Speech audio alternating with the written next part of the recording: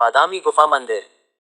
बादामी गुफा मंदिर हिंदू और जैन गुफा मंदिरों का एक परिसर है जो कर्नाटक भारत के उत्तरी भाग में बागलकोट जिले के एक शहर बादामी में स्थित है।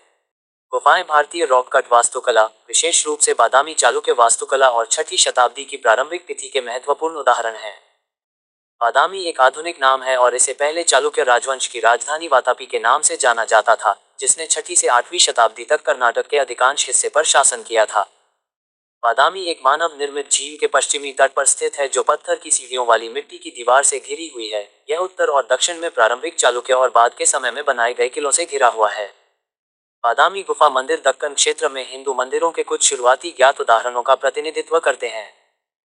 उन्होंने ऐहोल में मंदिरों के साथ मिलकर मल्लप्रभा नदी घाटी को मंदिर वास्तुकला के उद्गम स्थल में बदल दिया, जिसने बाद में भारत में अन्य जगहों पर हिंदू मंदिरों के घटकों को प्रभावित किया। गुफाएं 1 से 4 तक शहर के दक्षिण पूर्व में नर्म बादामी बलुआ पत्थर की संरचना में पहाड़ी की ढलान पर हैं। गुफा 1 में हिंदू देवताओं और विषयों की विभिन्न मूर्तियों के बीच एक प्रमुख नक्काशी नटराज के रूप में नृत्य करते शिव की है। गुफा 2 अपने लेआउट और आयामों के संदर्भ में ज्यादातर गुफा 1 के समान है, जिसमें हिंदू विषयों की विशेषता है, जिनमें महान नटराज मूर्तिकला के बगल में पश्चिमी तरफ विस्तारित गुफा पर एक अलग एंटीकक्ष में हरिहर अर्धनारी शिव, महिषामर्दिनी द्विबाहु गणेश और स्कंद शामिल हैं। गुफा 2 में विष्णु की प्रमुख छवियां हैं क्योंकि त्रिविक्रम सबसे बड़ी है। सबसे बड़ी गुफा गुफा 3 है, जिसमें विष्णु अनंत के रूप में कुंडलित सर्प वराह पर बैठे हुए हैं और भूदेवी हरिहर नरसिम्हा खड़ी मुद्रा में त्रिविक्रम और विराट विष्णु की महान छवि में है। गुफा में बेहतरीन नक्काशी है जो कर्नाटक की प्राचीन कला की परिपक्व अवस्था को प्रदर्शित करती है। गुफा 4 जैन धर्म के श्रद्धेय व्यक्तियों को समर्पित है। बादामी झील के चारों ओर अतिरिक्त गुफाएं हैं, जिनमें से एक बौद्ध गुफा हो सकती है।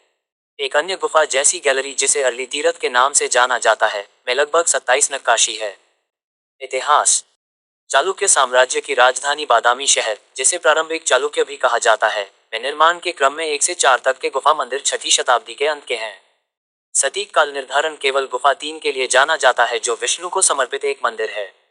यहाँ पाए गए एक शिलालेख में शक 500 सौर कैलेंडर 578/579 ईस्वी में मंगलेश द्वारा मंदिर के समर्पण का रिकॉर्ड है। पुरानी कन्नड़ भाषा में लिखे शिलालेख से इन चट्टानी गुफा मंदिरों का काल 6ठी शताब्दी का बताया गया है। ये गुफा को भारत का सबसे पुराना दृढ़तापूर्वक दिनांकित हिंदू गुफा मंदिर बनाता है। बादामी गुफा परिसर मंदिर वास्तुकला के विकास शीर्षक के तहत यूनेस्को द्वारा नामित विश्व धरोहर स्थल के उम्मीदवार का हिस्सा है। मल्लप्रभा नदी घाटी में ऐहोल बादामी पट्टाडकल को मंदिर वास्तुकला का उद्गम स्थल माना जाता है, जिसने इस क्षेत्र में बाद के हिंदू मंदिरों के लिए मॉडल बनाया। गुफाओं 1 और 2 की कलाकृतियां 6ठी और 7वीं शताब्दी की उत्तरी दक्कन शैली को प्रदर्शित करती हैं, जबकि गुफा 3 की कलाकृतियां एक साथ 2 प्राचीन भारतीय कलात्मक परंपराओं, उत्तरी नागर और दक्षिणी द्रविड़ शैलियों का प्रतिनिधित्व करती हैं। गुफा 3 तथाकथित वैश्य शैली में प्रतीक और राहतें भी दिखाती है, जो 2 शैलियों के विचारों का मिश्रण है, और साथ ही कर्नाटक में यंत्र चक्र रूपांकनों, ज्यामितीय प्रतीकवाद और रंगीन फ्रेस्को चित्रों के कुछ शुरुआती जीवित ऐतिहासिक उदाहरण भी दिखाती है। पहली 3 गुफाओं में शिव और विष्णु पर केंद्रित हिंदू प्रतीकों और किंवदंतियों की मूर्तियां हैं, जबकि गुफा 4 में जैन प्रतीक और विषय वस्तु हैं। बादामी गुफा मंदिर एक पहाड़ी चट्टान पर नर्म बादामी बलुआ पत्थर से बनाए गए हैं।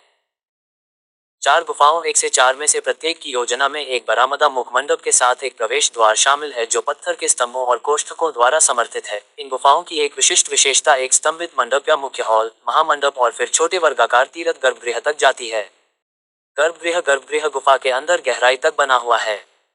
गुफा मंदिर शहर और झील की ओर देखने वाली मध्यवर्ती छतों के साथ एक सीढ़ीनुमा रास्ते से जुड़े हुए हैं।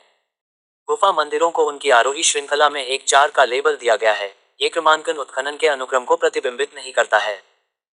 वास्तुकला में नागर और द्रविड़ शैलियों में निर्मित संरचनाएं शामिल हैं, जो प्रारंभिक चालुक्यों द्वारा अपनाया जाने वाला पहला और सबसे लगातार वास्तुशिल्प मुहावरा है।